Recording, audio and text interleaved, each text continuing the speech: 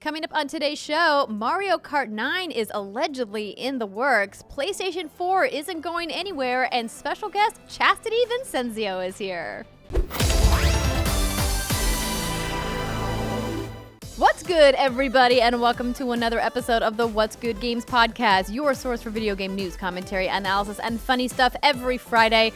I'm Andrea Renee, joined by special guest, producer and host, friend of the show, Chastity Vicencio is here. Hey. Hi! Oh my gosh, I've missed you so much. I know. I'm so I feel like I haven't glad seen you in so long. Ages. Oh, it's so good to be here. Too long. It's so good to see you. Brittany did a wonderful thing setting up for you to be on the show, and unfortunately she can't be here this week. And I was like, oh, sad for me. I have to co-host with Chastity. Oh, no. What so I I'm love about selfishly very podcasts grateful. and guesting on friends' podcasts is just like, it's like mandatory hangout time. And Yes. it's like, we scheduled this, we're hanging out, we get to see each other, we get to talk to each other. So that's what I love about scheduling podcasts with my friends. And congratulations on your new gig. I realized the last time we had you on the show, you were still kicking ass at GameSpot. And we were doing some fun stuff together, at E3, of course. And now you're working at Ubisoft. Yeah, that's true. Yeah, that was my favorite part of the job, was just getting to work with friends in the industry and get them on GameSpot stuff. And like, I was always looking forward to working with you guys at E3, and it was definitely a highlight. And yes, now I'm at Ubisoft as of April of last year. What is time? I don't know. I feel like I've been here for 5 minutes, but apparently I've been here for 8 months now. Oh my gosh, you're coming up on your 1-year anniversary. That's bonkers. That's crazy. Yeah, it's crazy. But I feel like I'm still new because I haven't really gone to the office or met a lot of my coworkers. Oh, I didn't even think about that. Yeah, that's so sad. I started in quarantine, so it's just like I don't know who to reach out to and be like, hi, I'm Chastity, because like I don't know who anyone is. Yeah. So I'm looking forward to doing that in person someday. So that will be nice. But yeah, it's been great. So there's such a great crew over there. Obviously, Chris Waters used to be at GameSpot back in the day, and Yusuf is great, and we love a bunch of people on the PR side as well. And I'm just happy for you and hope that you guys do cool stuff, and we're looking forward to what you guys are making. And we talked about how we're going to play some games together, but I digress. We will talk more about, what kind of games you're playing and what you're doing in the producing and hosting realms a little bit later on in the show. I want to say thank you to this month's Patreon producers, Chewy's Godson, Alex Rigopulos, David Iacolucci, Faris Attieh, Justin Foshee, Matthew Goderre, and Punkdefied. And welcome to our Patreon community, Wizard and Rachel Saunders. Don't forget, you can support What's Good Games at patreon.com/whatsgoodgames, and you can help support our voices in the world of video games. It's great. And Brittany is going to go over all of our new podcast reviewers next week, as we always like to mention. If you don't have a couple bucks to throw our way, maybe you have a couple minutes of your time to leave us a 5-star review on your podcast platform of choice. It really goes a long way to helping us out, and we thank you guys for doing it. Today's show is also brought to you by MeUndies, ExpressVPN, and HelloFresh, but I'll tell you more about them later. Let's get into the news right away with this rumor on Mario Kart 9. So the story comes from gamesindustry.biz, but I pulled the write-up from Polygon talking about this rumor. So according to Serkan Toto, an analyst with Canton Games? I don't know how to say that, sorry. Mario Kart 9 is in, quote, active development. It will come with a, quote, new twist. He shared his comments as part of an article for the 2022 gaming predictions over on gamesindustry.biz. As we all know, Mario Kart 8 has been around for a long time. If you did not remember, it was originally released on the Wii U in 2014. But of course, we got Mario Kart 8 Deluxe on the Switch, and then that game that we don't really like to talk about, Mario Kart Tour for mobile devices. Nintendo will get their mobile act together someday.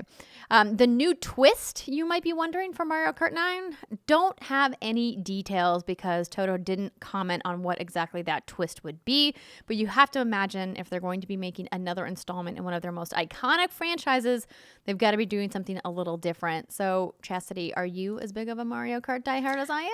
Oh, 100%. And this became a big game for me during the pandemic and sheltering in place, especially 2020. It was like a friend game that I could play with my friends back home in New York. I usually visit them once a year, so that was how we reconnected. We played weekly sessions of Mario Kart and Animal Crossing. So this was like a big comeback for me, and I've been playing it a lot, but it's a great online game. I feel like it's better online than it is than Smash, connectivity Ooh, wise. them's fighting words, pun intended. The lag on Smash is so bad, but there's no lag on Mario Kart, and so please fix Smash. But anyway, so I just wished for years that there would be more a Mario Kart 9. I wished that they would add more maps to Mario Kart 8 Deluxe and more things to do, but they didn't need to, right? Because they were constantly the best-selling Switch game, and it was the best-selling Mario Kart game ever. So people will not stop buying this game. So please stop buying this game and let them make Mario Kart 9. No, but that's the Nintendo special. They just keep selling you the game that you've already bought 5 times. Brittany and I lament about this all the time. Yeah. But New Twist has me excited. So I'm wondering what that is. What I would like to see is a planned post-launch plan of action. They release it and this is our year 1, and we've got planned seasons, we've got time-limited events, we've got regularly added content and different carts, and they could expand the roster each season. We got Link in there already. We've got Isabelle, we've got Inklings. Can we really Smash Bros this up? Sorry to keep mentioning Smash, but get some Pokemon in there, right? Get some Pokemon in there, right? For sure.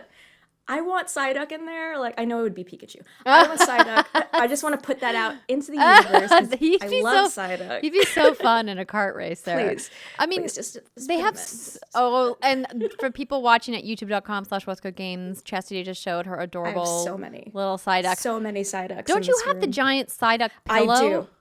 I do. No, it's the giant plush Psyduck. He costs a lot of money. He's sitting in the corner right now, but yeah, he's great. Nice.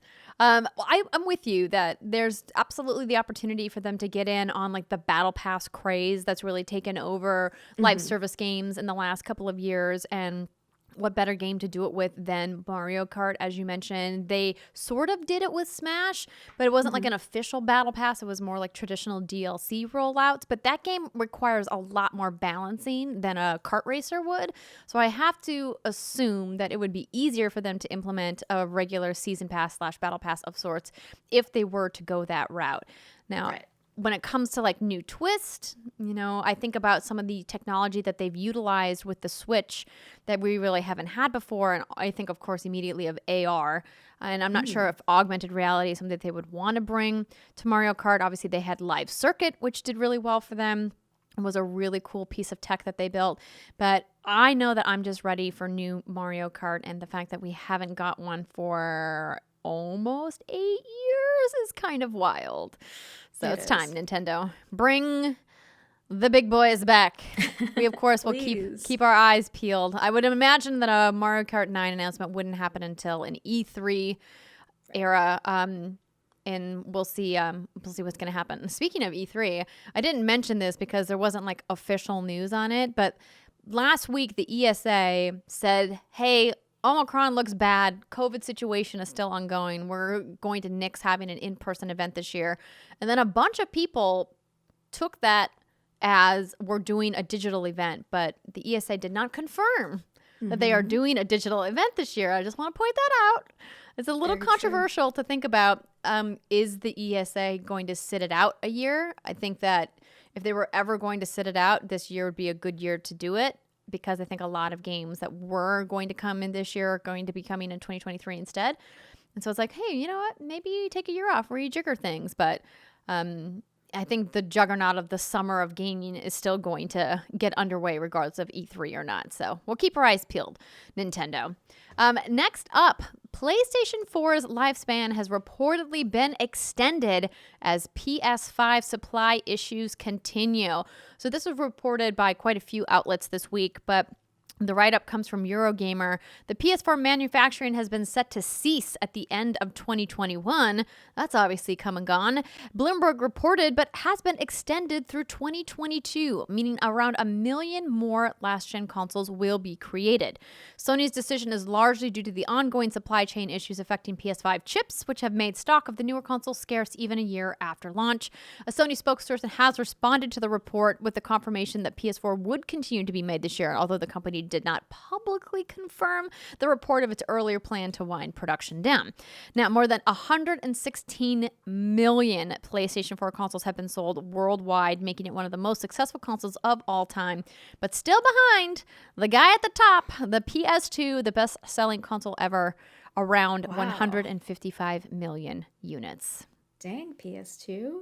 I didn't even know. Yeah, we talk a lot about like crazy. the kind of perfect storm that led to the PS2 becoming such a juggernaut, and how it's very unlikely that any single console will ever be able to catch that number just because of the sheer diversity of ways to play games these days. Whereas back then, there wasn't really like a lot of console options. It was like you had your Nintendo system, and like Xbox really wasn't competitive, right? Back then. And so PS2 just came out and dominated. Also, one of the best systems ever. So what do you think about this? Do you think that this is good news or bad news for PlayStation? I mean, it's news. It's like it's ridiculous news. that it's ridiculous that it's been out for over a year, the PS5, and it's still so hard to get. I still am just like thinking, yeah, I couldn't get a second one if I wanted to for like a friend or a relative. I'd be like, I don't know. You try to get that on your own and good luck. But like I was thinking about a couple of tweets I saw, and I saw like PS5s being spotted at international airports. What? With like marked up prices. Like the one that went not viral but just like was spread around was like there was a $1,700 PS5 that's being sold at the Buenos Aires duty-free shop right now, which is crazy. It's $1,700. And also they spotted PS5s at the Fiji airport and one in Istanbul as well. So if you're at one of those airports, I guess you don't have a PS5, go ahead and pick one up, but be prepared to shell out a lot more money than you were planning. Ooh. That is, I mean, $1,700 is like, yo, just wait. Just wait. Yeah, seriously. You're paying triple what you would normally have to pay. And there's nothing coming to PS5 that's worth paying $1,700 for, because Sony has said that their two flagship games that are coming out this year, Horizon Forbidden West and God of War Ragnarok, will have PS4 releases. And that's really smart of them, knowing that they, along with many other electronics makers, are suffering from this chip shortage, which we talked about on the show last week after CES. And it's no surprise to me that they're going to continue to make PS4. It's a great system. Like you can play amazing, beautiful games on the PlayStation 4. And a lot of times I have people in my life that come to me because I work in video games, and I'm sure you do too, Chastity, and say like, hey, can you give me some advice on what systems to get or what games to play? And I get a lot of questions from friends and family that aren't, in the games world, that are like, do I have to spend money on the new consoles? And I just keep saying over and over again, no, you do not. They don't. Yeah. You absolutely can have a wonderful gaming experience on an Xbox One or on a PlayStation 4. Now, will it be better with an Xbox One X or a PlayStation 4 Pro? Yes, definitely. Do you need to spend that extra money if you can get your hands on a PS5 or an Xbox Series X? Definitely not. Not yet. We'll be there in like another year or two, but right now, PS4 is a great system.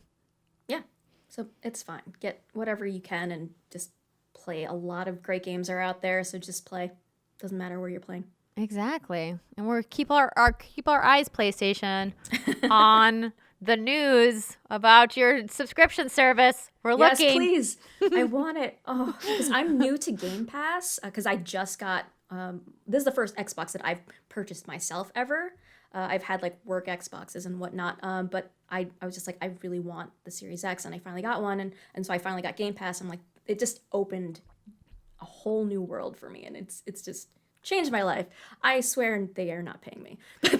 We talk about how great Game Pass is on the show all the time. Yeah.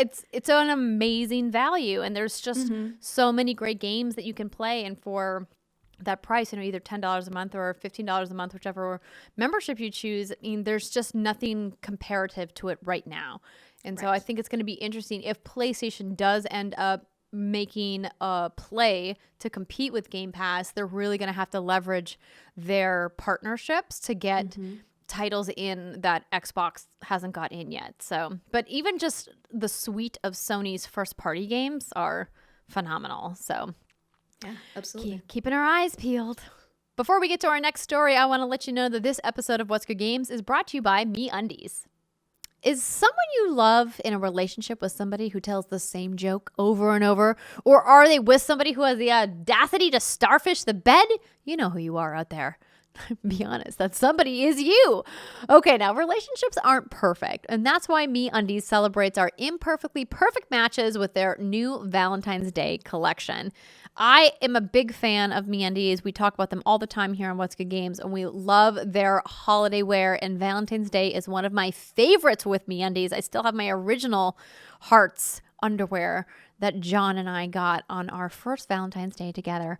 Speaking of gifting underwear, did you remember that Valentine's Day is coming up? Groundbreaking, I know. Put it in your calendar, everybody. But gifting matching underwear for you and your significant other is something that's just fun to do. But don't worry, if you're single, you could always gift a pair of underwear to your bestie or maybe your favorite family member. What's better than wearing matching onesies while you're hanging out watching your favorite show on Netflix, right?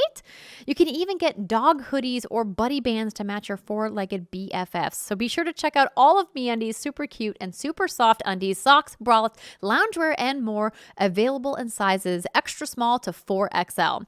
MeUndies has a great offer for What's Good Games listeners. For a limited time only, get 25% off your first order of matching pairs for Valentine's Day. Plus, as a first-time purchaser, you also get 15% off and free shipping right to your door.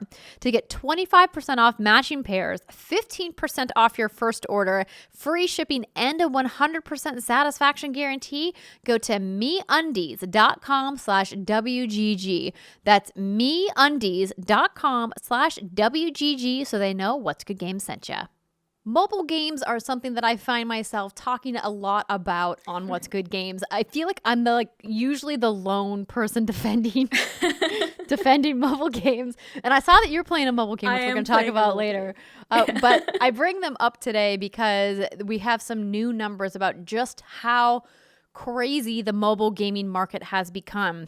So according to a story on Eurogamer, spending on mobile games from consumers has reached $116 billion with a B globally in 2021, according to a new state of mobile from App Annie. That's an increase of $42.22 billion since 2018. And what's more, total app spending was $170 billion across all apps, meaning of the $170 billion, 116 of it is just gaming, which is a giant chunk of the revenue in the global app market. So in terms of consumer spending, Roblox tops the rankings worldwide, followed by Genshin Impact and Coin Master. Now for monthly active users, PUBG Mobile ranks top along with Roblox and Candy Crush. Candy Crush is hanging in there. Still there. Yeah, I mean, listen, it's classic. Match 3. You can't go wrong. And then Pokemon Go is also high for spending, while Among Us has high active users. Strategy games, MMORPGs, and team battle games have emerged with the highest consumer spend, and these types of games are favored by younger players, while older players prefer puzzle games. Both of my grandparents play puzzle games on their iPads, which I think is great. That's awesome. Me too. Just goes to show anybody can be a gamer. Plus, I did want to mention, aside from this story, also this week, publisher Take-Two Interactive purchased mobile game giant Zynga for a staggering $12.7 billion, the most expensive video game acquisition of all time. Yeah, that is crazy. That I feel like that's more than Disney spent on a studio. And so it's like, it's just well, to put people that in always love to use perspective, the it's Star nuts. Wars acquisition as comparison. And for people to remember, I believe it was 1.8 million or billion that Disney bought Star Wars for. So this is 12.7. That is, I can't understand. I can't wrap my brain around that figure of money, but wow, congrats to Zynga. But that is huge. They're really putting it all in with mobile games. Like they're like, we want to make more mobile games. We want to like get it up to like 50% mobile games at Take-Two. We'll see. It definitely is something that has been lacking from their portfolio. And I just want to make a correction. So Disney bought Lucasfilm for $4 billion in 2012. So that was 10 years ago, $4 billion. So still, less than a third of what Take-Two purchased Zynga for. So keep that in mind, lest you think nobody plays mobile games. But I think it was Strauss Zelnick who was speaking to the media this week after that acquisition was made public, talking about how Zynga has like a very different philosophy in game making than a lot of the publishers, or excuse me, the developers underneath the Take-Two Interactive label do. And it's true. Imagine if they could leverage the engineering teams at Zynga's studios to make really comprehensive mobile versions of some of Take-Two Interactive's biggest titles. If they could successfully bring GTA Online to mobile, it could crush.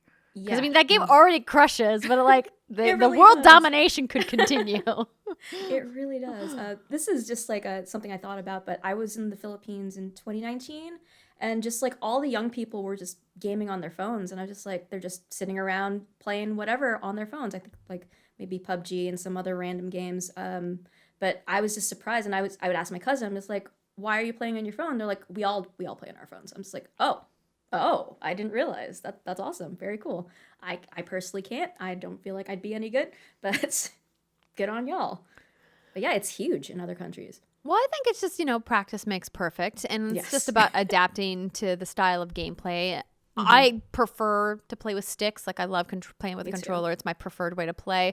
But a lot of mobile games now have Bluetooth controller support, which is great. So you don't necessarily need to play on the glass. But I talk about this on this show all the time, how my preferred mobile gaming experience is a game that's designed specifically for mobile and not like a port of a game that was made for PC, or for console.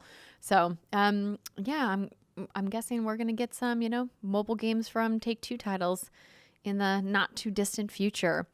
Just a couple more quick hit game announcements, or not game announcements, I should say, news announcements. Speaking of mobile games, I found this article, this opinion piece over on gamesindustry.biz, and I'm bringing this up because I've talked recently on the show Chastity about my mobile obsession of the moment, which is Lego Star Wars Battles. Have you played this game at all? I have not, but I heard you talking about it, and I am interested. Slight obsession. Been playing quite a bit of it. So it is inside Apple Arcade, which means it's, you pay your Apple Arcade subscription and then there's no microtransactions within all of the games, the 200 plus games in the portfolio. Once you pay Apple your $5 or whatever, you get to play any of those games, and then inside those games you can't buy anything. So there was this opinion piece called Apple Arcade Breaks Free to Play, but Not How You Think. So this was written by a professor at Seattle University named Christopher A. Paul, and he analyzes why Apple's subscription service can make games built on free-to-play mechanics far less compelling to play. And I've never felt more seen by an opinion piece ever. I was like, ooh, Professor Paul, you get me. Because I was just complaining on the show about how I really am enjoying this game now that I've kind of gotten over the first grindy hump of it. But that, my biggest gripe with this game continues to be that it's obvious that it was made for a free-to-play platform with microtransaction timers and mechanics built in, because they were in beta before they kind of shut down and then relaunched under Apple Arcade. And they haven't gone back and kind of tweaked some of those things and balanced some of it to make it feel a little bit less grindy, because there very clearly is a premium currency missing that you could buy to kind of fast track your way through certain things. Like, for example, I'm slowly working my way through a battle pass in the game, but each mission that gives me credit towards unlocking another step in the battle pass is time gated. So I can only do, I think, 5 or 6 missions at a time. And then once I clear all those missions, then I have to wait, X amount of hours until the missions refresh.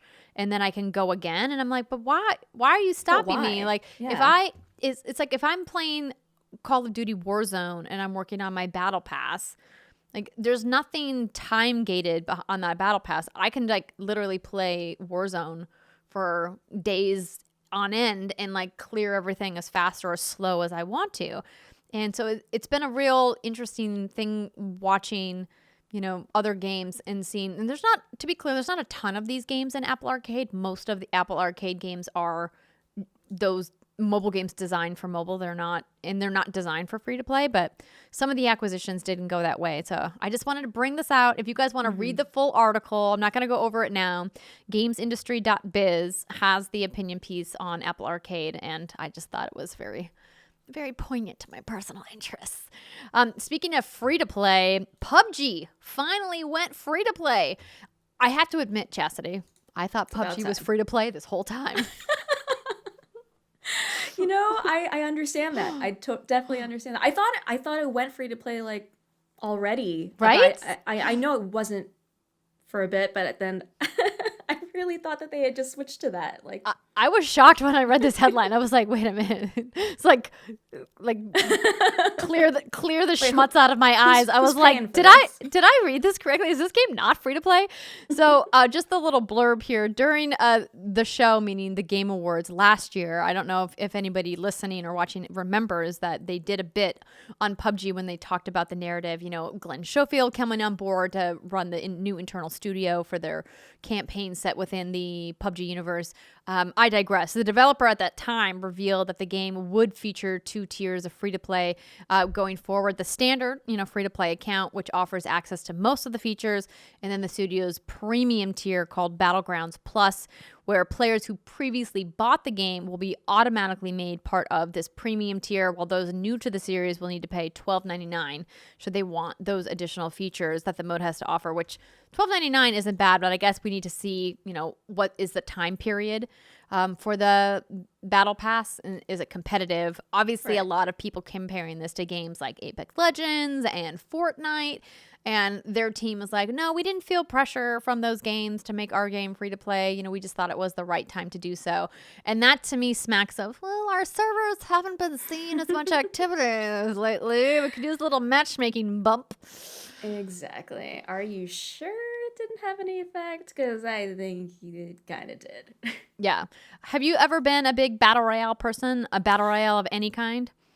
Apex was probably the one I got into the most, and when it first started, I was really into it for a while, and then I fell off, I think maybe 2020, like late 2020, and I just haven't been back, but other than that, I wasn't really hooked. Like, I wasn't super into PUBG. I tried it a couple times, wasn't for me, but it was definitely Apex, for sure. How about you?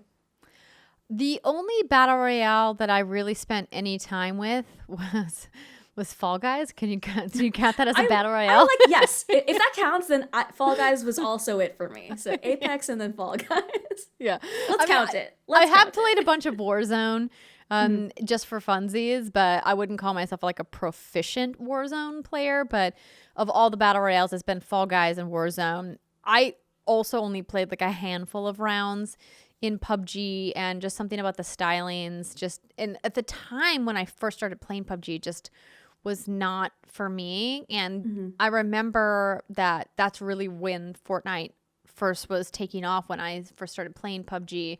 And of course, obviously, PUBG had been around, for a while before Fortnite, and people were all mad that Fortnite was like stealing from PUBG. And like, PUBG stole from a bunch of other people, so don't worry about it, okay? But it's interesting to me just how long the Battle Royale genre has been hanging on, and all the different types of Battle Royales that we're seeing now, and how diverse the field of Battle Royales has become. Is there any other Battle Royales that you've kind of had your eye on that you're like, maybe this is the one that could get me in? Not really. I think it's just not the genre for me. It's just too stressful. And like, as I've been more stressed in 2020, 2021, and now 2022, it's just like not the vibe I'm looking for right now. Like, I don't blame you. I just want to chill. And you'll see when I list the games I've been playing, they all have a growing theme, which is chill vibes, and that's what I'm looking for. And BRs are the opposite of chill vibes. Yes, you hear me, you feel me. This is exactly where I'm at too. Like, less stress 2022. Exactly. All right. Okay, the last little blip I just wanted to mention, because this is one of my favorite franchises of all time. Assassin's Creed, the Ezio collection, is finally coming to Nintendo Switch on February 17th. And if you guys have never played the Assassin's Creed games, or even if you have and it's been a while, these are 3 of probably my favorite in the franchise. I mean, obviously I have a soft spot for Black Flag and Odyssey, but I mean, I still to this day maintain that Assassin's Creed Brotherhood is my favorite of the Assassin's Creed, and the Ezio collection includes Assassin's Creed 2, Assassin's Creed Brotherhood, and Assassin's Creed Revelations. 3 wonderful games, and it's on Nintendo Switch, and they've done some fancy bells and whistles. Enhanced features. There's going to be handheld mode, HD Rumble, touchscreen interface, optimized HUD for the Switch, and there's 2 short films as well that dive deeper into Ezio's story, Assassin's Creed Lineage and Assassin's Creed Embers. I didn't know that those were going to be included. That's great. Because I wrote the article, which went up on the 11th. I wasn't going to say top it. of my brain. But I'm super excited about it. Yeah. So of all the Assassin's Creed games, and this is just video game aficionado, Chastity, no pressure. Which of the Assassin's Creed games is your favorite? I really, really love Valhalla, but it's probably just because it's so fresh in my mind. I've spent so much money, and then not money, time. Time is money to me. I spent so much time on it. I mean, but also cosmetics. Yeah, spent a lot of money on cosmetics. It's fake money, and because I work there. But Black Flag is awesome. Black Flag, I just love pirate shit, and Yeah, there was just something about I think Black Flag came out at a time where the team in Singapore did such an amazing job kind of upgrading the ocean tech that they created for Assassin's Creed 3, and they utilized it in ship mechanics in a way that I think people didn't know they wanted in an Assassin's Creed game. And just the act of being able to kind of sail your ship around the Caribbean and kind of island hop and go off and explore and just kind of have that really tropical vibe was just such a different art aesthetic for the Assassin's Creed franchise overall. And not to mention, of course, all the pirate stuff and the shanties and all that was super fun. And I loved, the story of it. And it's just, to this day, I think one of my favorites because I think it was the first big pivot that franchise took. And since then has done some really amazing things. Obviously, Origins being another big step in this new kind of open world action RPG genre that they've leaned super heavily into in Valhalla. And just stop me now. We're just going to make the rest of the podcast all about Assassin's Creed and how it's one of the best franchises in video games. Oh, man. So good. And there's new content. I keep forgetting that there's all this new narrative stuff. There's just not enough hours in the day, Chastity. When am I going to go back? Eivor and Cassandra, come on. Let's go. I know. I haven't even played it yet, but I think I've clocked like 150 hours in Valhalla. It's a lot. And I'm like, do I have to go back? Can I go back? Probably at some point. All right. On that note, that's going to wrap up our news for the week. When we come back, we're going to talk about what we've been playing. That's right. Chill vibes, everybody. Stick with us. We'll see you in a minute.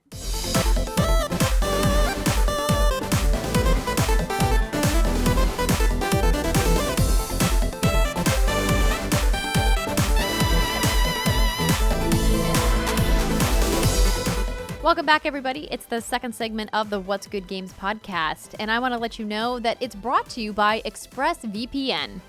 You guys already know all about ExpressVPN. I mean, how could you not? I talk about them all the time on our show, and I can't stress enough the importance of protecting your online activity from big tech who track, spy, and profit off of you.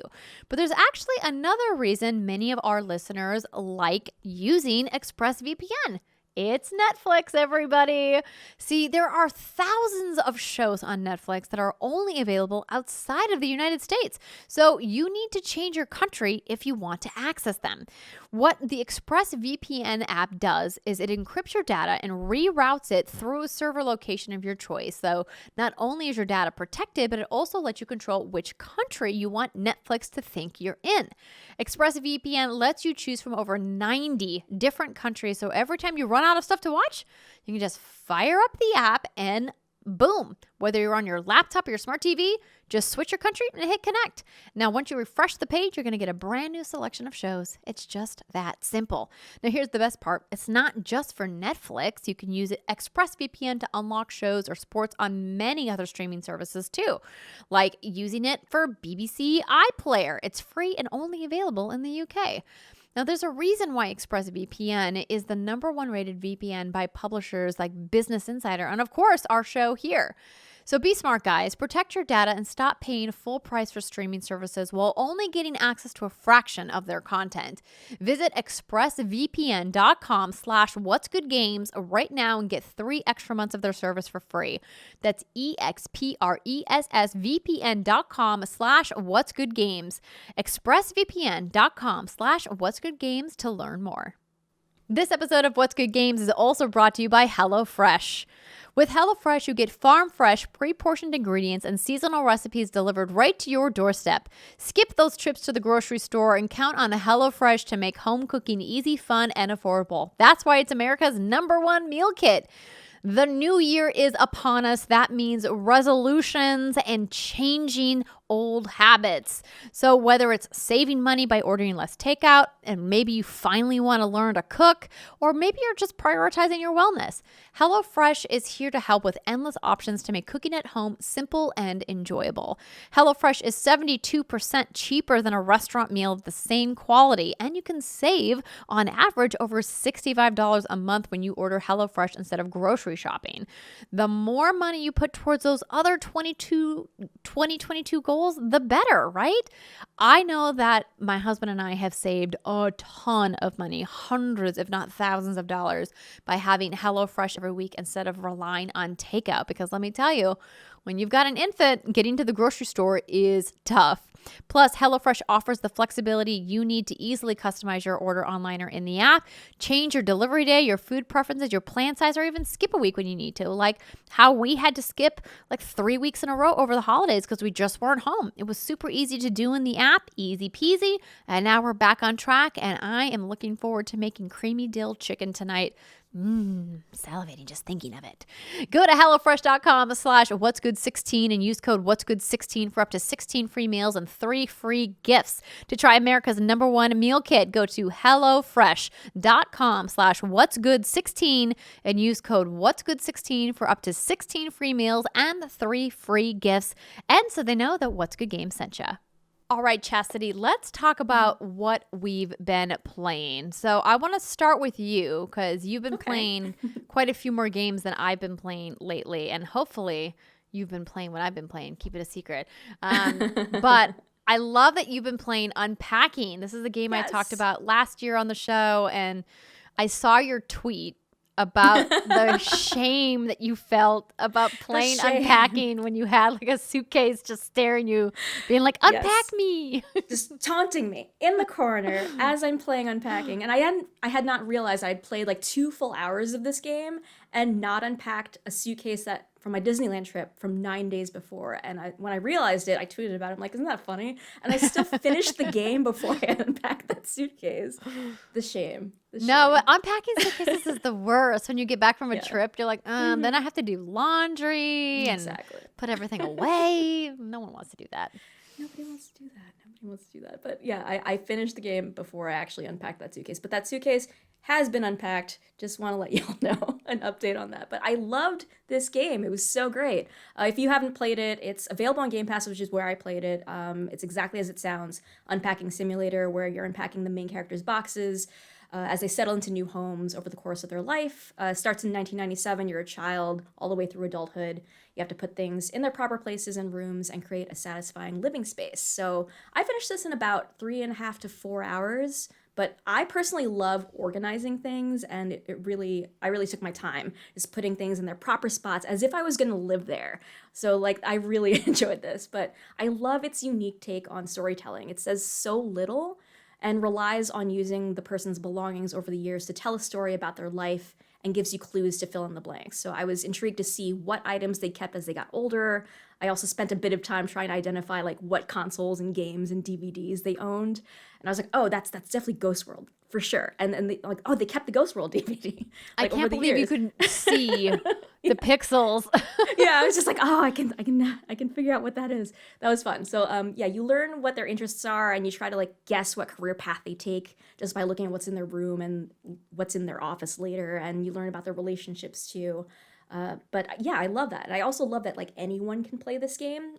It's so easy, and if you love organizing things like I do, it's so satisfying. So it's just a really good game for just zoning out and feeling like you're getting stuff done at the same time. But yeah, I definitely played it and neglected my own IRL unpacking.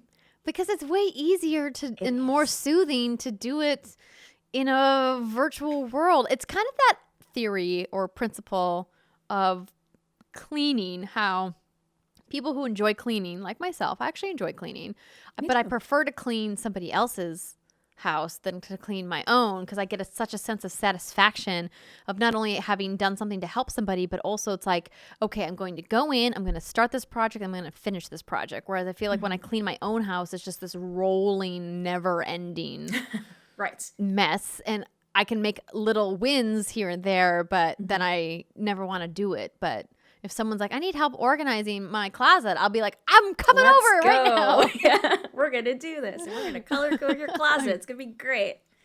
Yeah, exactly. Love that. All about that. See, you feel me. You get it. I do. Yeah. So these other two games I haven't heard of. Tell me about Sable. Ooh, okay. So I started playing Sable this week. That was my next Game Pass game. It's made by Shedworks, which is only a two-person studio. It's made out of two guys who actually work out of one of their sheds, so that's why it's called Shedworks, I think, which is adorable. But you guide this young masked girl named Sable through her gliding. So this is like a rite of passage that will take her across vast deserts and landscapes on her hover bike. And it really just lets you zone out and explore ruins and dunes and go on quests and meet other clans and nomads, really at your own pace. So it's non-violent, it's more about discovery and about the journey. So it's extremely relaxing to play. So like chill vibes continued. That's the theme here. I also really admire its distinctive art style. As you can see on the screen, it uses line art, and I believe they take inspiration from Studio Ghibli, which I'm also a huge fan of. But I also read that the setting was somewhat inspired by Star Wars The Force Awakens. So I think I read a quote where they're like, what if Rey never left Jakku? So like it's about like, yeah, if you think about Rey's life on Jakku from like the first opening section of Force Awakens, like what if she just stayed there? What would her life be like? I feel like that's a really great hook, and I'm a huge Star Wars fan, so I definitely see the influence in the game. So it's also got really good music. The soundtrack is by Japanese Breakfast, who charted or topped a few lists for best albums of 2021. Oh, yeah, they performed at the Game Awards, didn't they? Yes, I think so. Like in 2020? Yeah, they're great. And so I've only played about 4 hours so far. It's supposed to be about 7 hours for the main story, but I'm just kind of taking my time and just going around wherever I feel like. And it's perfect to pick up and put down if you just want to explore and chill for a while and take your mind off things. But if slow-paced open world exploration isn't your thing, you might want to play something else. I mean, the art style looks really cool. I remember seeing a little bit about this game, but not really having played it because, as I mentioned on the show last week, you know, open world games in particular have been really challenging for me. Even before my baby was here, when I was pregnant, it was still tough for me to kind of, you know, devote a lot of time to open world games. And I feel like Valhalla was probably the last open world game that I really spent a bunch of time in. So it's I like though when indies do it, because when you get into an open world, it still feels a little bit more finite than you get with AAA, right? Like it's different than me going into like Far Cry 6, right? Right, yeah. Like this isn't as overwhelming. It's just like, oh, okay, well, there's only so many things I can visit and so many like ruins I can check out and get something, and then I'm done here. It's like there's not like a million things to do. I can just move on to the next thing. But yeah, chill vibes for sure. Nice. And then mobile game Animal Restaurant. What is this? I'm intrigued. Animal Restaurant. Wait. Before you tell me what this is, okay, let me guess, just based off the name, yes, please, what this is. So it's a mobile game, Animal Restaurant. It's where animals are the servers and the cooks. So instead of being on the plate, they're actually the ones serving you the food, and it's all vegetarian dishes. So there's like Pretty- a cow that's that pretty was working close. the hotline in the back. You got like a cute little like llama working the hostess stand. Maybe there's like a little fox who's working behind the bar. Am I close? You practically nailed it. But Yes! the whole restaurant's run by cats, so I feel like you would love it. Oh my God, even better. I've got a handyman cat, and I've got a cat who collects the money, and I've got a cat who's the waiter, and I've got a cat who does my promotions, and she's big and fluffy, and she's very like vibrant. And then I've got like some cats in the kitchen helping me out, and I've got a cat delivery boy, and he goes and I love delivers this. food. But yeah, it's just adorable. So like if you just want something cute and mindless to like spend your time on and not really think about, and you just need to play something on your phone because you're busy or doing whatever, or you're pretending to be in a meeting, or in a line at Disneyland, which is when I started playing Pretending to be it. in a meeting, story of all of our lives. Right. But I played this during my Disneyland trip because I just needed something to play because I forgot my Switch, and I was just like, I'm gonna be at Disneyland, I'm gonna be busy, and it's like, wait a minute, there's a lot of waiting at Disneyland, and there's like a lot of like downtime other than going to Disneyland. So my friend Summer from Bandai Namco introduced this to me. She's like, I've been hooked on this. I was like, oh, that looks cute. Maybe I'll try it. And she's like, yeah, give it a shot. And then I was stuck on it, and I would not stop playing. And like, it got so bad that week that like, I would pretend I wasn't playing, and my boyfriend would like walk down the stairs, and he'd stare at me, and I had my phone down. He's like, you were playing Animal Restaurant, weren't you? I was like, yes, I was. You're like, maybe. Yeah. I'm trying to find a video for this game, and all I can find on YouTube much, is fan made stuff. Oh. Like there's Wow. no actual like official trailer for this game, and I know that if I show somebody's gameplay, we're gonna get a We'd have to, content like, ask ID. them. Yeah, Yeah, we're gonna get a content ID flag on the video, and I don't want to deal with that. We could pull up some screenshots or something, but Yeah, like maybe I can try to find something. I'll let you guys use your imagination. But just describing it based off watching these gameplays on YouTube, it's got a very kind of I don't want to call it chibi art style, but it kind of feels like that. Whimsical. Yeah. Yeah. It's very cutesy. They're cute cats running this restaurant, and you got different types of animals that are coming in. All sorts of animals come in, and they have different personalities. Sometimes a skunk comes in, and you're like, "Get out of here, man!" Because No like, skunks chase allowed. everyone away, and he just wants to like spray all over the restaurant. You're like, "No!" And then everyone runs away, and it's terrible. But you get paid in fish, which is adorable. Amazing. And the more fish you make, the more you can spend on nicer items to make your restaurant even nicer. You have a kitchen, a buffet, a garden. You work up to having a food delivery service, and you earn stars. And then as you progress, you increase your star rating, unlock new customers. It's just adorable and addictive. I haven't spent Now any I have money to on play it. this. Like, I just let the ads run, so I do it while I'm doing other stuff, like laundry or watching a TV show. And I just like earn the money so I can make my restaurant all nice. But I just let it run the ads. I haven't spent a single cent on it. So yet. do they have an option where you can clear the ads? Yeah, you could if you want to pay for it, or like I think it starts you off with like 5 skip ad tickets. But then after that you can. Sometimes they're really short ads that are like 5 seconds, and then sometimes they're 30-second ads, and it's whatever. You're like, I it's just, 5 like, seconds. do something It's else. fine. Yeah. Yeah, I think fine. I've reached a point of my mobile gaming where I'm like, I don't want to watch any more ads for other mobile games inside my mobile games. Where's the clear ads option? And we were talking about this on the show because I play this. It's not really a game. It's more of an app. It's called Happy Color, and it's a coloring book app. And they have hints that you can get for ad watching, and then you can like between coloring pages, like they show you ads for other mobile games. And my biggest gripe about games that do this or apps that do this is that they keep just showing the same ads over and over again. Like the ad inventory is like super limited. Yeah. I'm like, listen, I've seen the ad for the zombie game like 1,500 times. I'm not playing the zombie game. Yeah. And so I'm always looking to support, not only support the teams that make it, but also like clear the ads out. I'll pay to get rid of the ads. So yeah. I definitely am gonna play this. I'll check it out. You had me sold. And on cats. if you add me as a friend, we can visit each other's restaurants. And then we get gifts for visiting each other. It's nice. Yes, let's do it. This is great. This is the best discovery ever. I'm super excited about this animal restaurant. Okay, I'm ready to play.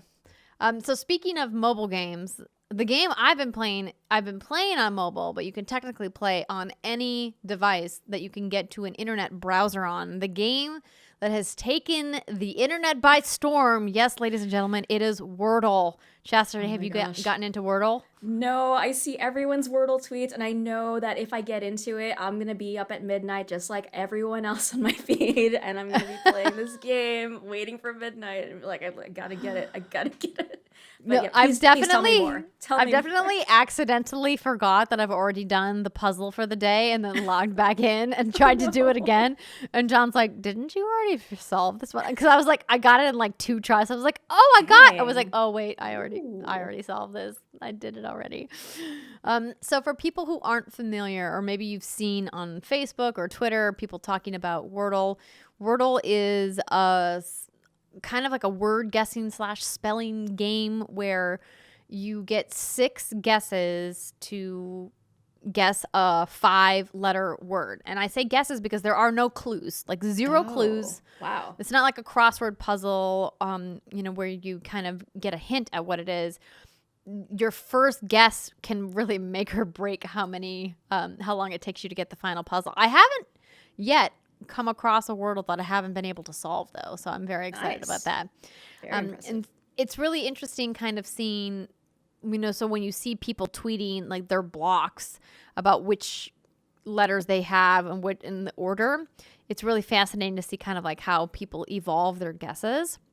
And it's something that sometimes I consult my husband on and sometimes I don't, but he always tries to remind me of Wheel of Fortune rules about like which consonants and vowels are like the most common and which ones you want to try to use at the top of your guesses and save the other ones from the bottom. So essentially what the game does is it will tell you if you have a letter that's correct and if it's in the correct position. So if you type in a word like beast, and if you have like the E, the S, and the T right, it will show up yellow if you got the letter right, and it'll show up green if you got the letter right and it's in the right position. And so you can use those kind of clues and hints to kind of deduct, what your next guesses are going to be. And then, of course, it will eliminate letters that you've guessed that aren't in the word. And I think that this is great because it's so simple. And of course, there's been a bunch of stories this week about how Apple has gotten involved taking imposter games down off of the App Store. And they don't normally really flex a lot about removing knockoff games, but for some reason they've been going after the Wordle knockoffs, which is kind of great because the guy who made it as like a love letter to his partner, which I thought was really nice. Just like a quick background on Wordle as a game. The short version of the story, which you can read the full version in a special in the New York Times, is British-raised New York resident Josh Wardle, not Wordle, used to work at Reddit and is now a software engineer at Brooklyn Art Collective. I think it's called Mischief, MSCHF, so. Mischief. Originally built Wordle last year for his partner, a word puzzle enthusiast, for them to play together.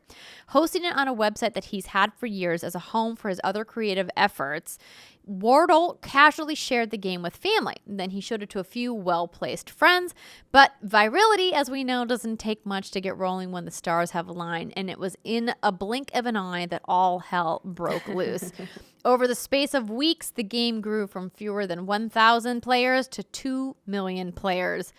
And apparently, Josh told TechCrunch, "What I built at the start is the game that everyone is playing today. It was definitely not the intention I had when I started." Because I've seen some people kind of going after them for like accessibility options and other features and this. And it's like, no, like he didn't build this as a game to sell. Right. Or even as a game to market. He literally just built it for his partner and then made it available if anyone who got the website could play it. And so a lot of people are. And so I was like, you kind of got to remember what the spirit of the game is, that it's this very grassroots indie thing. And he's openly said, like, I don't have any intentions of bringing this game to other platforms or growing this game or making it something bigger than it is. I'm just going to keep it for what it is. And it's like, part of me thinks, dude, you're just leaving potentially millions of dollars There's on so the table. much potential here. I'm What sure are your you partner would be doing? like, poke, hey, honey, Yeah. wouldn't it be great if we could like retire on Wordle? That would be nice. Maybe you amazing. take the money from somebody. Mhm. So it's been interesting because did you ever watch or hear of a game show on the Game Show Network from decades ago called Lingo? Yeah, I'd heard of it. Yeah. So Not this much of it. game kind of had this weird resurrection in the UK. So it started in the 80s and then kind of went offline in the late or early 2000s and then came back for a brief run around 2011, but now has recently been resurrected in the UK. And they're like, Wordle stole our game from us. And I'm like, he didn't steal anything from anybody. He just made a little trying to thing for his sell this. for his Yeah. partner. He's not trying to make. He's literally actively saying, "I'm not trying to make money on this." So like, let the poor man be Let alone. him live his life. Yeah. Yeah. But I love it because it's so simple and it's a nice little like brain teaser. And I don't generally enjoy crossword puzzles because I just don't know a lot of random clues to words and I'm just not good at it. It always makes me frustrated when I can never finish them. Exactly. And- That's the frustrating part. Is just like, I didn't finish it, and now I'm a failure. Like I'm just a failure. There's 4 clues I just will never get. I will never get Yeah. that. Exactly. But An I feel incomplete like puzzle. Wordle's gonna be like a really bright flame right now and then it's gonna like die on the vine very quickly. Yeah. But It's a thing right now. I would play this as a mobile game if they had it. I don't mind playing it. I just played in Safari on my phone every day, and I just log in, and I'm like, oh, this is a nice little brain teaser. It takes me, like 10 to 15 minutes or whatever to kind of like puzzle it out. And today's word almost stumped me though, because I brought out the notepad on my PC and I was like doing all these different like letter combinations, being like, what is it? What is it? This is not going to break me. Oh my goodness. Just picturing Yeah. with the whiteboard, like always sunny. It's like with all the lines. Oh, Just yes, with all no. like the numbers What and are the the equations possibilities? going by. Yeah. Well, did you ever play Boggle as a kid? Yeah, a couple times. Yeah. Boggle was my jam. fun. Hated to this day, hate Scrabble. Get out of here, Scrabble. Scrabble's Don't hard. want anything to do with you and all of your bullshit made up words that people somehow find in the dictionary. And I'm like, that's Right. not a freaking word. It is I'm a done word. with this It's like- game. Table flip. I does, can't ever yeah. play Scrabble. It always ends very catastrophically. But Boggle, I loved because it kind of felt like a really even playing field. All the letters were right there. All you had to do was make as many words as possible within the allotted time.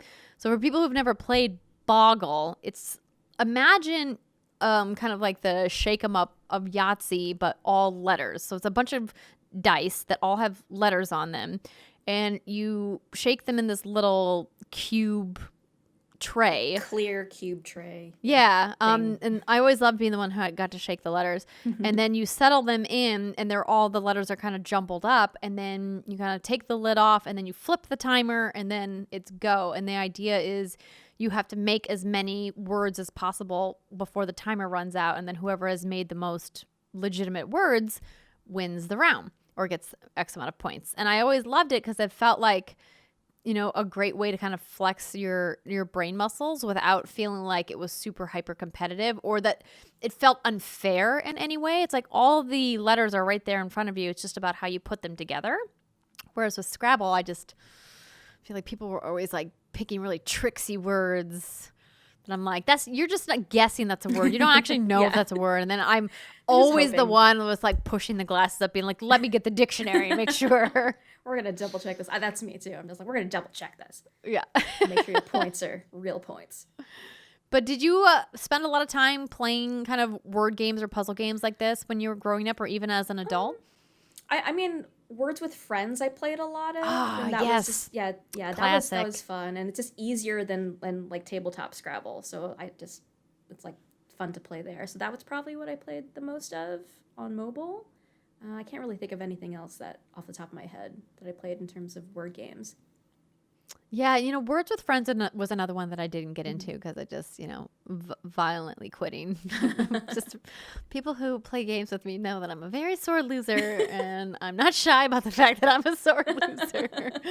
I get very angry about it, but I think that what I love about how Wordle has kind of taken social media by storm is that it's a throwback to classic puzzle games that are really simple at their core, and you don't really need a lot of bells and whistles in order to make a great game, whether it be a number game like Threes, which did really well, or a game like Wordle. I think it's awesome. So if you haven't yet played, it's completely free. Just type Wordle, Wordle, into Google, and it will take you to his website, thepowerlanguage.co.uk.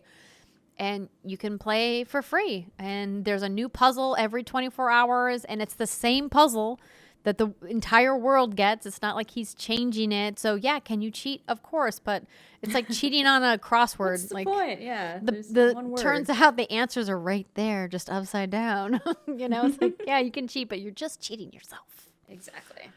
So you should try it, Chastity, and let me know what you think. I think I will. I'm going to give in. Yeah, you try Wordle, and I'll download Animal Restaurant. Yes. All right. Deal. Deal. Okay. Awesome. On that note, I want to move into talking about what you've been up to. So I reached out to our community on Patreon and was like, hey, do you guys have any questions for Chastity? And I made the caveat just as an example. I didn't intend for this to come off the wrong way. I was just like, do you have questions about, things that she's produced or hosted or work she's done, or maybe even like anime she's watched? And everyone wants to know about anime. So pardon me for talking too much about anime, but it's interesting. So Dracos 3442 says, which anime are you watching now? And is there a show coming out soon that you are eagerly anticipating? Is there an anime you're watching now? I am watching Fruits Basket and My Hero Academia. I know I'm just a little behind, so I'm catching up on both of them. But Fruits Basket for me is a special one because I watched it as a teenager, and they remade it. So this is a new version with new art, and they're actually continuing the story. It ended very abruptly in the early 2000s when they first did the anime. So it's nice to see that story continuing and seeing where it goes with new art and new performances, and to continue where they left off because the manga continued, and now the anime feels more complete. So I'm really enjoying that. And Fruits Basket is the premise of it is, if you're not familiar, it's about a girl who befriends this family who when the opposite sex hugs them, they represent the animals in the zodiac, the Chinese zodiac. So one of them is the rat, one of them is the cat. So if she hugs the boy who is the rat, he turns into an actual rat. And they're trying to keep the secret from their regular high school classmates and whatnot. This is very much a secret, but she finds out the secret, and they let her in on it, and she ends up moving in with this family and befriending them, and it's very wholesome, and it's about how she brings out the best in them, and they're very sad, tragic people, but she helps them find happiness. So it's very cute, and it's something that I really liked as a teen. So it's nice to revisit that as an adult, and to see that I still enjoy it. But yeah, I'm finishing that, and My Hero Academia, I'm just catching up on that, and I just love that show. It's so good. That's awesome. Yeah. I love the concept of that show because it kind of the first thing I thought of was Luca, the Disney Pixar movie. Right. Yeah. But this idea of this secret side of yourself that only comes out at very specific times, and then you have to try to kind of hide it. For people who haven't seen Luca, the whole kind of elevator pitch of the movie is that there's these two young boys that when they get water on them, they turn into fish people. But otherwise they look like regular human boys. So it sounds like this Chinese zodiac thing. It kind of works in a similar mechanic. Right. Yeah. Interesting. Exactly. Yeah, it's good. It's good. I enjoy it. And as far as a show coming out that I'm anticipating, not so much in terms of Anime, I just want to talk about a show that I've been really like into and binged in 2 days. This show called Yellow Jackets on Showtime. Have you heard about this show? Yes. So I did a Twitter It's Spaces on Saturday where we yeah. talked about the top 10 TV shows of 2021, and Yellow Jackets was in the top 10 from my friend Maria. So I personally haven't seen Yellow Jackets yet, but everyone I've talked to that's watched it says you're going to binge it, you're going to love it. Just don't Yes. wait, just watch it. Everyone was right. Everyone who said that was right. And yeah, my friend Lucy James told me to watch it, and I was just like, yeah, it's been on my list. But she's like, no, it's really good. So I started on Sunday night. I was pretty much done by Monday night, but I only stopped myself because I had to get up for work the next morning, and I had like a half stupid hour work. left, and I was just like waiting. Right, I was just waiting all day to finish it, and by the time I could clock out. At the end of the day, I just finished it, and my boyfriend's like, "What are you doing?" I'm like, "I'm finishing Yellow Jackets. I'll talk to you in like 10 minutes." Leave me alone. It's like, you finished the whole season. I'm like, yes, don't ask questions. It's so good. It's really good. That's But if you haven't awesome. seen it and you didn't listen to that Twitter Spaces, the quick pitch for the show is like, it's kind of like Lost, kind of like Lord of the Flies, but it's about a girls' soccer team in high school, and they're going to nationals, and their plane crashes in the Canadian wilderness, and they're stuck there for, I think, 19 months. So it takes place in 2 timelines. You see what goes on in 1996, and there's basically, the show is like a resurgence of like hardcore chick rock that I love. So I'm like listening to all the songs in the show. I'm just like, it's taking me back. This is taking me back to my childhood, and I love it. And then it also takes place in 2021 at the same time, with the storyline of them 25 years later. And they've got Christina Ricci, and they've got Juliette Lewis, and Melanie Linsky, and they're really, really good. So excellent performances, a lot of intrigue, but it definitely scratches that itch that I had for just like mystery and something that scares me a little bit. Just the way that I felt when I was watching Lost or Twin Peaks. I love that. I love that. I think that, you know, there was so much good TV last year. Like we could make a whole nother podcast just about TV. But if you guys did miss my Twitter Spaces, do check it out. We had a pretty comprehensive list of television. But before we get to any more questions, I want to talk a little bit about like what you've been up to. So when I introduced you at the top of the show, you have this title, producer and host. And I want to touch on the idea that you can't just be one of those things. If you're going to be an on-camera host, you almost always have to also be a producer. And if you find yourself working in digital media, it's very rarely that you're going to be a producer these days and never find yourself making an appearance of some kind on camera. And I would love to kind of talk to you about how you found your way into producing and hosting, and what are some of the projects that, you know, you really enjoyed working on.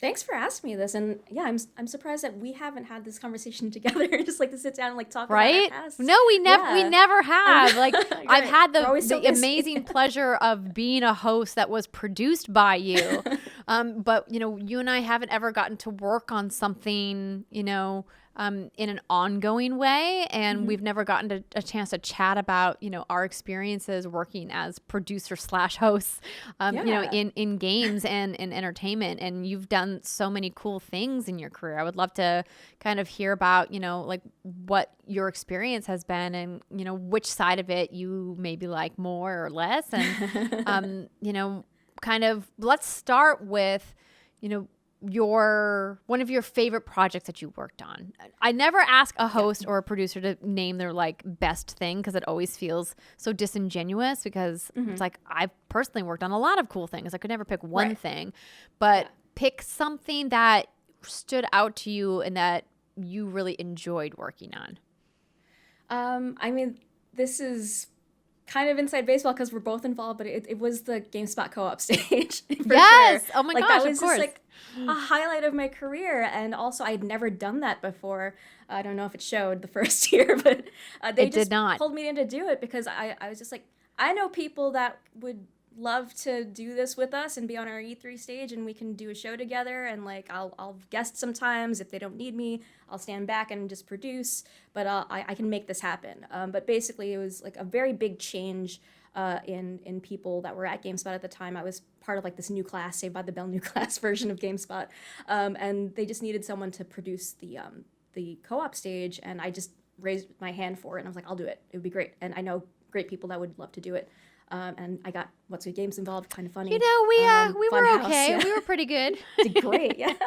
It really worked out, and I was just like, hey, you guys are just coming up. I got a stage. Do you want to come be on it? Yes, like, Avi, of course we do. And we're going to bring our friend Jake Baldino with us too.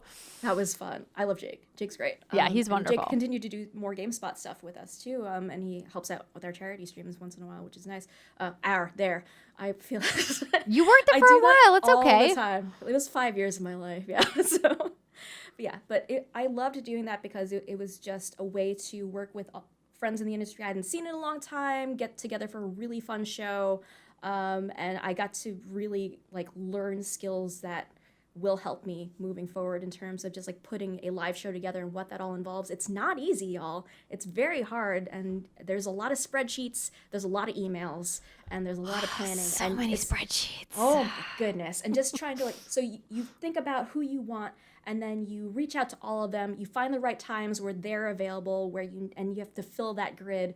So just think about just this grid, this calendar that you have to fill up, and then you have to get everything. They have to get pictures of everyone. You got to figure out tweets for everyone, ask them to do tweets, and get them on the stage at the right time, and find out, get them in. Do they have a badge? Do they not have a badge? Do you have to get them a badge? It's there's so many things that you have to think about that you don't realize when you're just watching the show that goes into it that I didn't really realize. Yeah, it's the producing part / the programming part too, right? I think that's something that a lot of people who watch content don't understand, that the term producer is used pretty generally in digital media, but most producers who work in digital also are programmers, meaning they not only coordinate the production, but they also pick the content for the production. And then they have to kind of Tetris puzzle in which pieces of content go where. And you really have to use a lot of brain bites to figure out, what content do people want to watch? What content do I want to include? What content do we want to make sure our audience wants? And it's a learned skill that I think people like you don't get enough credit for. It's tough, and I would be curious to know, before you started working in digital media for video games, did you kind of see this as your career path, or did you start somewhere different? I started somewhere different. I started in television news, actually, which is where my career first started. I did a couple of internships, got hired as a production assistant at the local ABC News in San Francisco, and I was there for a while, almost 4 years. And I was just like, am I going to be a reporter? Am I going to keep going in news? And honestly, it's just the hours weren't the thing for me. It's just holidays. They're so brutal. It's Seriously. why I got out of broadcast really early. And it's really so weird sad. Because you don't see your family. That was my career path, right? Broadcast journalism was my degree. I worked with the CBS affiliate in Minneapolis. It was supposed to be what I was supposed to do. I was supposed to start in a small market, and I'd eventually be anchoring and blah, blah, blah, all this. That was my dream job. And then once I got into it, I was like, whoa, this is actually not what I want at all. And the pay is so bad. It's so bad. Paid what? It's you're starting out and you're producing the news and you're making $45K in Fresno, but you're a senior producer. And it's wait, what? Yeah, journalists do not make money. I mean, if you work at one of the big flashy cable news networks, sure. But getting there requires years, if not decades worth of experience in order to get, considered for those openings. And I think it's, really interesting how digital changed everything for everybody in video, particularly in broadcast. And if digital hadn't really come onto the scene right when I was, starting my career, I think, my life would be very different than it is today. I probably never would never ended up in video games. A lot of times when people ask me these questions, which I love getting to ask somebody else for once, they're like, did you always want to work in games? And I was like, no, I never envisioned myself working in games. Actually, for me, what I really envisioned myself working was in entertainment news. I frequently tell the story about how I grew up with Mary Hart on Entertainment Tonight and wanted to work in Hollywood and interview celebrities and talk about movies. I went to journalism school and did that whole route of investigative work and, being inspired by Channel 1 back when I was in school. But after really kind of being in the trenches with a couple internships, I just decided hard news was just not the path for me. I wanted to bring joy to people's lives. And the easiest way for me to do that was to work in entertainment news. And I just found my way into video games during the Great Recession, because after the writer's strike here in Hollywood in the late 2000s, like there was just this opening in digital media that it was like, hey, I'm never going to get a job in actual broadcast right now. It's just not going to happen. So I can either cry about it and be sad, or I can pivot and try to find a career in a different field that's still on camera and still in the spirit of being a journalist. And that's when I found reporting on video games. And I think it's great that you got the experience, though, of working in an actual news station, because that is so crucial. It's the best training. And it sets you up for success. Yeah, it's the best training. It's boot camp. It's like, if you can handle that, you can handle anything. Everything else seemed easy after that. So like problems at, I went to Discovery after, I went to IGN, I went to GameSpot, and I was like, this is fine. You're like, fine. I'm sorry. You need me to do what? Flip hair. I got this. I've already been through hell. It's fine. My first shift was 3 a.m, so I had to get up at 1. No thanks. So for the morning news. And it's just like, well, you're starting out, so obviously you're going to work the morning news. Yeah, so you get the shit shift, yeah. How are you, you never adjust to that. You really don't. It's just like, try to fall asleep at 6? Absolutely not. In my early 20s? Absolutely not. No, not going to happen. No. But yeah, I completely agree with you. Like, everything you said was ringing true to me. And I just like, it was depressing too. Like, just, if it bleeds, it leads was constantly the driving force in news. And it's just like, we're talking about the most depressing stuff, and anything uplifting is once in a while, or just gets shut down. Yeah, or it's buried in like the D block, right? Nobody watches. Exactly. Nobody exactly. And it gets 30 seconds, or if that, it gets 15 seconds, maybe. Yeah, it's sad. And I was just like, this is too intense, and I just want to be able to be with my family during the holidays, so I'm going to try something different. Yes, and please don't get it twisted, everybody who's listening. Yeah. We both have an immense amount of respect for people who are working in hard news. It's hard, which is why you should pay to access journalistic sites like the Washington Post, like the New York Times, whatever your newspaper or news channel of choice is. Like, pay for the subscription, even if it's just the basic level, because those people are doing the hard work that people like Chastity and I were like, listen, deuces, it's not for me, but good on you. Somebody's got to do it. I'm not, I don't have the stuff for it. Yeah. But I think that's great. And now you're working at a publisher, which is, different than, obviously working at a media outlet. And I think it's really fascinating. I've talked on the show a couple of times about the transition in media from the access that video game news outlets used to have to how now the publishers kind of have their own internal news teams. And we're seeing almost all of the major publishers doing this now. I think, Activision kind of started it with a Call of Duty YouTube channel back in like the early 2010s. They were kind of the first publisher to say, hey, we're just going to do this on our own. We're not going to send our trailers to IGN, GameSpot, GameTrailers.com. We're just going to post our trailers ourselves. How radical. We're just going to make our own channel. And then, publishers like Ubisoft, Bethesda, and Xbox, people saying, hey, you know what? Why don't we just hire people who either worked in games media or have producing backgrounds to work for us and just tell our stories so we can really showcase our developers and not have to worry about driving traffic and clicks. And we really give our teams who are busting their butts to make these games time to shine. You can do deep dive into games like For Honor, for example, a game that's still going strong, but probably wouldn't get top billing on a major news outlet, because it's like, well, how many people are really going to click on a story about season 17 of For Honor? Like, I'm making it up. I don't know what season they're on. But And I think that that's really interesting to see how it's pivoted since you and I both kind of joined the media field. Do you feel like you're in like a really good spot now and that you finally get to tell some stories that maybe you didn't get to tell before? Yeah, it's great to have that access and to like just be like, we produce 2 live streams a week, but we can just go straight to the source and get the devs on and get the creative director or the narrative director and just ask them. And like that's something I didn't get to do at GameSpot. It's like I'm playing the games. I was like, man, I want to know this, I want to know that, but like I have access to those people now and like get the voice actors in and get them to talk to each other and then like and it's really cool to have that access and to just be like dream up an idea and be like, cool, yeah, we can make that happen.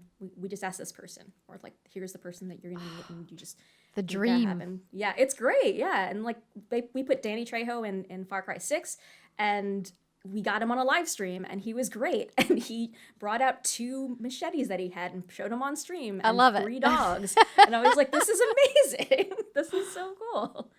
That's awesome. I think it's such an interesting evolution. And obviously, there's going to be people who bring up, and it's a valid point, this idea of, well, isn't coverage or news articles that you're getting directly from the publisher always going to be biased in favor of the game? And I personally have put criticism out there for publishers like PlayStation who put out a preview of a game that they're publishing on their blog. And I'm like, well, maybe you shouldn't call it a preview because you're always going to give it favorable coverage because it's your game. And I think that there can definitely be space for both, right? And I think so too. yeah, What's Good Games has always been a bastion of positive, upbeat coverage. It's kind of like our tagline. And people who listen to our show know that, we're not the angry video game nerds of the internet. There are plenty of people out there who do that brand of content if that's the style of content you're looking for. What's Good Games ain't it? If it is, you're in the wrong place. And I think that's, true also of publishers. I think it's great that we see people like Bethesda who have their own internal team going, hey, we're going to do our own live stream showcasing our game, bringing our devs on because we can and we built this team. We don't necessarily need to rely on like the ninjas and the Dr. Lupos of the world to showcase our game. We can do it ourselves. And I think that that's not a bad thing. In fact, I think it, gives developers more time to shine than they maybe got previously. Yeah.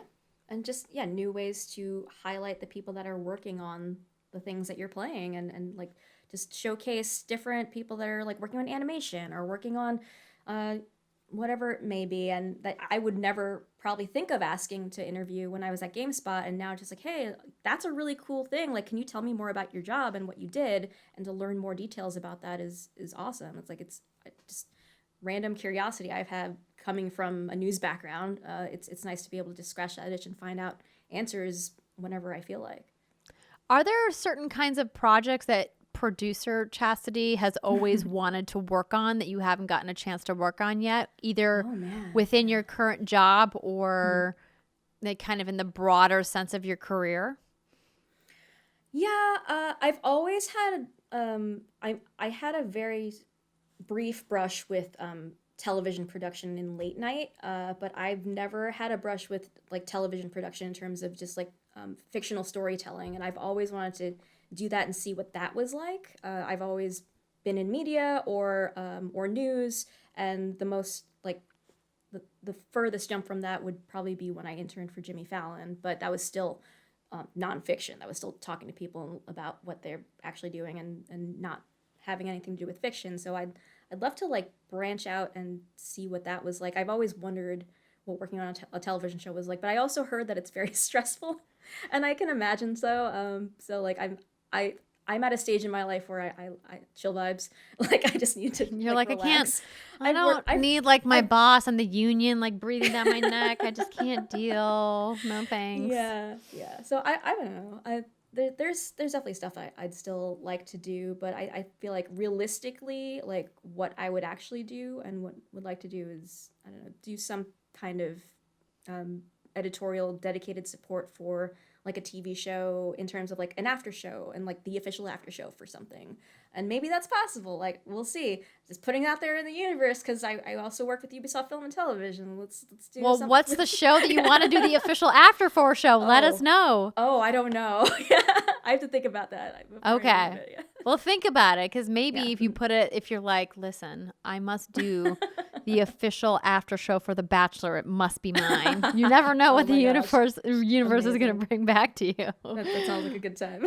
Yeah. Speaking of which, if you guys want to hire me, universe, to do the official after show for the next for the new Lord of the Rings TV show that's coming on Amazon later this year, I am available. Your people call my people.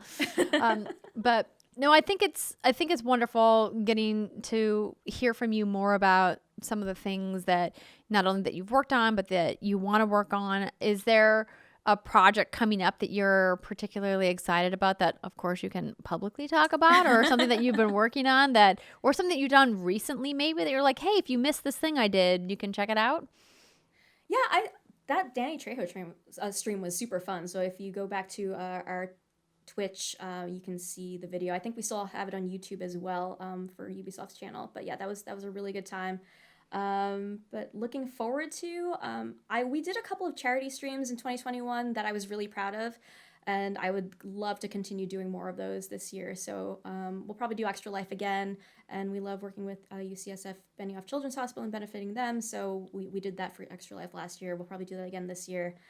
But yeah, lots to look forward to. I'm still learning. I feel like I'm still new here, so I'm just like excited to like go on my first work trip. I haven't done that yet, so I'm looking forward to going on my first work trip. Ubisoft props. They always had the best trips, the best press trips. That's what I want. That's what I'm looking forward to. I miss those trips. I really do. Like, I think part of it is that not only that Ubisoft has studios in so many different parts of the world, but that the commitment of world building within Ubisoft games really makes it viable to bring people. So I think the last big Ubisoft trip we did was the Division 2 in Washington, D.C. Oh. And it was Brittany and I went, and a bunch of other press went to Washington, D.C. with some of the team from Massive before the Division 2 launched. And it was such an amazing trip to go, because I'd never been to D.C. before, but to go to specific places in the real world that had been recreated in the game and then talk to the team who recreated it felt like such a privilege. Mm-hmm. And I am so grateful that Ubisoft has always been so kind in inviting What's Good Games to press events, and inviting me to press events, Andrea, Renee, all the different outlets I've worked at in my career. Some of my best previews I've ever done have been Ubisoft pieces, and awesome. It's just been wonderful. So I'm definitely jealous. I think Yusuf went to Egypt during Assassin's Creed Origins. Amazing. And I was like, oh, the FOMO is real. That's so cool. Yeah. So I guess what's on your bucket list? Which studio do you want to go see? Please just send me anywhere. But there's so many. Yeah, there's so many. But I don't know. Where would I want to go? I guess I would go to Singapore. That would be cool. The Singapore studio is really cool, and Singapore is beautiful. Yeah, I don't know. I want to go to the mall. Well, I mean, you got time, Yeah. Just make a checklist, show it to your boss, and say, can we make this happen? I'll put in the work. I'll do you proud, but put it out there. I want to visit all the studios. Let's make a series. Here, I'm pitching you right now. Let's make a series, a Ubisoft studio feature series, where we just go to all of the different Ubisoft studios around the world. We talk to the studio directors, then we handpick some cool cats from the dev teams there. We don't necessarily need to talk about what they're working on. We keep everything secret, of course. But anything that they can show us, they show us. And then we get to kind of showcase what it's like, a day in the life of a dev at the team in, France, or the team in Montreal, or the team, wherever. Yeah. Right? Could be good. I love that. If you need a host, I'm around. You could produce it. I'll we produce could co-host it. And we can get really good food after the shoots. I love it when a plan comes together. Okay, I want to end the show by asking you a game question. So, Javin Mather on Patreon wrote in and said, what's one game that you wish you could wipe from your memory and experience again for the very first time? Oh, man. I'm going to go with Persona 5. Ooh, okay. I'm going with Persona 5. I just really had a great experience going through that. And, like, I wish I could erase it when I went back for Persona 5 Royal, because, like, I knew it already. I was like, now it's a chore. But I had such a good time the first playthrough, and it's not the same after that. But great story. Loved the characters. Spent a lot of that year in that game. More hours than I needed to, and I think that's what I'm going with. It's probably not a typical answer there, but I just loved that game so much. I don't think that there is any typical answer to this question. It's very personal. It is. This idea of a game that was so impactful to you that you would be willing to wipe it from your memory just so that you could experience it again. That's how special it was. So, do you have an answer to that question? Yeah, to that question.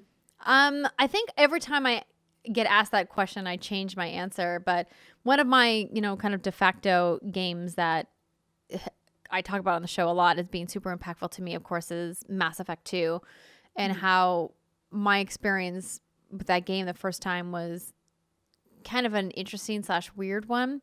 Actually, now that I think about it, that game might not have been the best because I had such a torrid relationship with that game at the beginning. I rage quit that game when I first played it for the very first time, and I had to go back to it. But maybe BioShock. Okay, If I could go back and experience BioShock for the very first time. That's a good answer.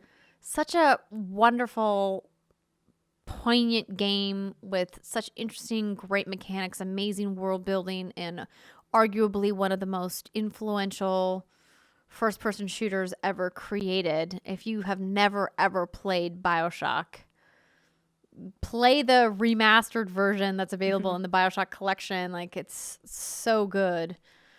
Or maybe Portal? Oh, Portal would be better.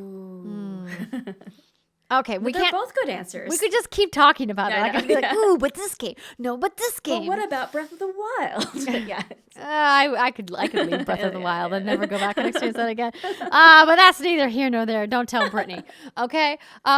Chastity, it's been wonderful having you on the show. Thank you so much for taking time out of your day to come by. If people want to keep up with all of the streams you're doing, the anime you're watching or not watching, the unpacking that you're doing or not doing, where is a great place for people to do that? Just follow me on Twitter. I'm at Chastity_V, CHASTITY_V. That's the same username on Instagram as well. I don't post there as often, but I'm pretty much always on Twitter, so find me there. And I'm on streams on Ubisoft's Twitch channel Wednesdays and Fridays at 10 a.m. Pacific time. I love it. We'll show up in the chat for her, everybody. Go say hi to Chastity. And someday we'll do a panel whenever we get back to a PAX about being a producer in video games. And we'll talk about our stories from the trenches. It'll be fun. Oh, yeah. All right, everybody. Thank you so much for joining us this week. We will be back next week. Until then, have a great weekend. See you next time. Bye, everybody.